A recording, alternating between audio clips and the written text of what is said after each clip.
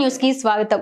నిమ్న వర్గాల అభ్యున్నతి కోసం అలుపెరగని పోరాటం చేసి మహిళా విద్యాభివృద్ధికి ఎనలేని కృషి చేసిన సామాజిక కార్యకర్త రచయిత్రి సావిత్రిబాయి పూలే అని నియోజకవర్గం మైనార్టీ బీసీ సంఘం నాయకుడు యాట్ల నాగేశ్వరరావు అన్నారు.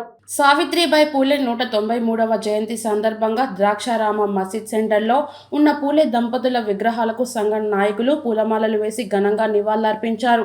తదుపరి కేక్ కటింగ్ చేసి స్వీట్లు పంపిణీ చేశారు. ఈ కార్యక్రమంలో వీరభద్రారావు, విజయ్ కుమార్, రామకృష్ణ, సుబ్బారావు, అప్పారావు, గంగాధర్, రత్నరాజు, శ్రీనివాస్, సత్యబాబు, బద్రీనాథ్, శ్రీనివాస్, శంకరం, భీమశంకర్, సత్యప్రకాష్, శ్రీను తదితరులు పాల్గొన్నారు.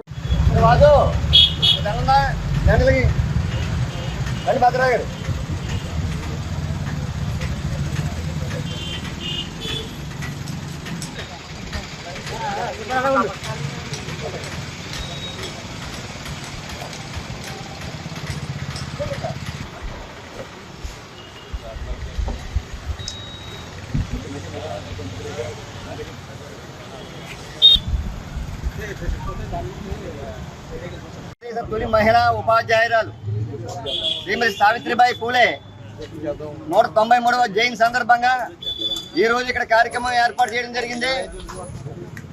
మరి సావిత్రిబాయి పూలే ఆవిడ జీవిత చరిత్ర కోసం తెలియజేయాలంటే ఆవిడ చిన్నతనంలోనే వివాహం జరిగింది మహాత్మా పూలే గారితో. అప్పటికి ఆవిడకి చదువు లేదు.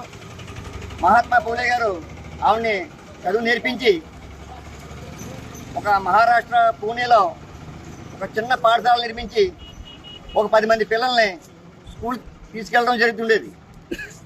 ఆనాడు అగ్రకుల ఆధిపత్యంతో ఈ శూద్రుల్ని చిన్నతనంగా చూసేవారు.